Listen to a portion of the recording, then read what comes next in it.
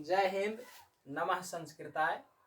मैं लकार का पांचवा रूप जो विधिलिंग लकार है उसको बताने जा रहा हूँ। इससे धातु रूप लिखने के लिए आते हैं, ज़्यादा वाक्य प्रयोग होता नहीं है, तो इसका हम धातु रूप आपको लिखना सिखाएंगे। विधिलिंग में जो प्रश्न आते हैं इसमें से ऑब्जेक्टिव में कि विधिलिंग में किसी भी धातु का आप उसमें कर सकते हैं। खेलना चाहिए अर्थ में होता है, जैसे खेल खेल धातु, क्रीड धातु का मध्यम पुरुष एक वचन क्या होगा? क्रीड मतलब होता है खेलना, तो क्रीड धातु का मध्यम पुरुष एक वचन में क्या होगा? तो क्रीडे। इस प्रकार से मैं आपको लिखना सिखाऊंगा। अभी ये क्या है? विधिलिंग लकार है ना। आप नोटबुक कलम पेन लेकर बैठे है ना, और इसको आप छाप लेंगे। इसको विधिलिंग लकार, ये पांचवा लकार है, मैंने बता दिया। 4 लकार पिछले वीडियो में। एक है लट लकार है ना, तीता हंथी सीथा था, आमी आवा आमा। और दूसरा था लंग लकार, ता ताम अन आह तम ता अम आव आम। फिर था लिट लकार भविष्य काल, तो उसमें था स्यति स्यता स्यंती, स्यसी स्यथा स्यत, श्यामी श्यावा श्यामा। और एक चौथा जो था तू ताम अंतु, आ तम ता, आनी आव आम। और ये पांचवा लकार जो है ये क्या है? एत एताम एयुह, एह एतम एत, एयव एयम एव एम।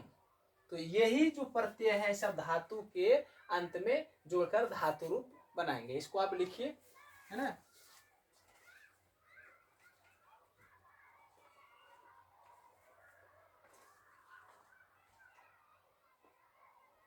अब जैसे भाव धातु का मैं आपको बताता हूँ, ठीक। तो भाव मतलब होना होता है, भाव का मतलब होना। अब भाव धातु का विधिलिंग लकार में रूप क्या होगा? तो मैं आपको लिख कर दिखाता हूँ, है ना। भाव धातु, सॉरी, भाव मतलब होना नहीं, ये भाव धातु है। तो भाव का विधिलिंग लकार में हम कैसे लिखेंगे? तो उस सब के अंत में क्या जोड़ देंगे? भाव में सब पीछे में क्या जोड़ देंगे? एत। तो क्या हो जाएगा? भवेत। क्या बनेगा? भवेत, है ना। एत जोड़ेंगे। जैसे बुतरू में नहीं पढ़ा है आकार हर्षिकार, ऐसे वाला हर्षिकार दीर्घिकार हर्षुकार दुर्घुकार एकार, यह है ना ये कार। तो इसको जब वो बड़का में पढ़ता है आकार आकर आ, हर्षई दीर्घई हर्षऊ दुर्घऊ फिर ए, तो इसके बदले ये आता है कि ना आता है? ये दोनों है ना, ये बड़का है, छोटका में से आता है शॉर्ट में। मात्रा जिसको कहते हैं मात्रा, इसका मात्रा है, ईश्वर वर्ण है, इसका मात्रा है ना। तो यही जो ये वाला है ए, ये चल गया ऊपर, जो ए है ये चल गया ऊपर एकार, वा के ऊपर एकार, इधर ता बच गया, तो क्या बन गया? भवेत, है ना। आशा करता हूँ समझ में आ गया होगा। तो अब इसको लिखने में कोई कठिनाई नहीं होनी चाहिए। तो क्या बनेगा? ये भवेताम। क्या बनेगा? भवेताम। और ये क्या बन जाएगा? भवेयुः बनेगा। भवेत भवेताम भवेयुः, है ना। और ये क्या बन जाएगा? भवे बनेगा। और ये बनेगा भवेतम और ये बनेगा भवेत, है ना। ये भवे बना, भवेतम बना, भवेत बना। और यहाँ क्या बनेगा? भवेयम, है ना। और ये क्या बनेगा? भवेयब, है ना। भवेब, ये जुड़ गया, हाँ, वो इधर भवेब हो गया, इधर बन गया भवेम। इस प्रकार से आप किसी को भी आप लिख सकते हैं, कोई दिक्कत नहीं है ना। जिस तरह से अब लट लकार लंग लकार लिट लकार आपने पढ़ा है, तो अब आपको कठिनाई नहीं होनी चाहिए। किसी भी धातु का धातु रूप किसी में भी आपको लिखने के लिए कह दे, क्योंकि जब आपको केवल ये याद होना चाहिए, ये देताम ये लकार का जो है पीछे में क्या क्या जोड़ता है वो आपको याद रखना पड़ेगा, है ना। तीता अंति सीधा था तो बचपन से याद है। ये सब थोड़ा सा कठिनाई है, इसको पता नहीं कितने बच्चे को याद भी होगा, तो इसको आपको याद रखना पड़ेगा। 5 गो लकार है, 5 लकार में क्या क्या रहता है सबको आपको याद करना पड़ेगा, है ना। इसमें क्या क्या है? विधिलिंग में क्या क्या है? एत एताम एयुः, एह एतम एत, एयम एयव एम, है ना। यहाँ है ना एयव एम एव, सॉरी एयम एव एम। तो इस प्रकार से आपको याद होनी चाहिए, तब आप धातु रूप लिख पाएंगे, वरना लिखना बहुत मुश्किल है, क्योंकि इसमें कोई जोड़ घटा गुना भाग सिद्ध नहीं कर सकते आप।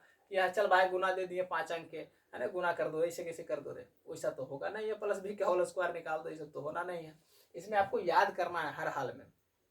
हाँ, यदि आप एक बार याद कर लिए तो फिर इससे आप 6-7 नंबर आप उठा सकते हैं। तो 6-7 नंबर का बहुत वैल्यू है, तो इसको आप याद कर लेंगे। तो आज हम लकार जो है, लकार समाप्त हो गया है। अब अगले टॉपिक चलेंगे हम कारक में, है ना। कारक का एक और वीडियो मैंने डाला था, है ना, पीछे दिया हुआ है कारक परिचय।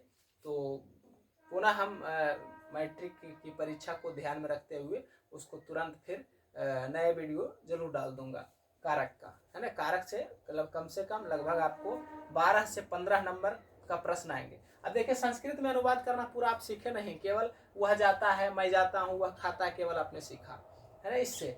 लेकिन यदि वहाँ लिखल रहेगा राम साइकिल चलाता है, साइकिल से जाता है, तो फिर आप कैसे बनाएंगे।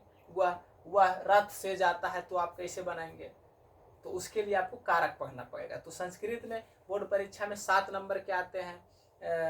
ट्रांसलेशन ये संस्कृत में अनुवाद करें तो 7 नंबर वो कंप्लीट होगा पहले कारक पढ़ने से। उसके बाद उसमें 2-4 फॉर्मूले आते हैं, सोदाहरण व्याख्या करें, जैसे भित्रार्थानाम भय हेतु, ये सब आते हैं। तो उसका सोदाहरण व्याख्या करने के लिए 2-3 नंबर का वो आ जाता है। फिर उसमें से शब्द रूप आते हैं। शब्द रूप जो मैंने पिछले वीडियो में शब्द रूप कुछ का बताया भी है ना। बालक का बताया है, मुनि का बताया है, नदी का बताया है, फल का बताया है, ये सब का मैंने आपको बताया है। तो ये सब को आप पढ़ते रहेंगे। जब तक आप शब्द रूप नहीं याद रखेंगे तो कारक फिर नहीं पढ़ पाएंगे। इसलिए मैंने लता का ये सब जितने भी शब्द हैं सबका धातु ये शब्द रूप मैंने आपको पहले ही वीडियो प्रोवाइड करा दिया है, ताकि कारक पढ़ने में कोई कठिनाई नहीं होनी चाहिए। तो मैं अगले वीडियो में कारक को लेकर के आऊँगा।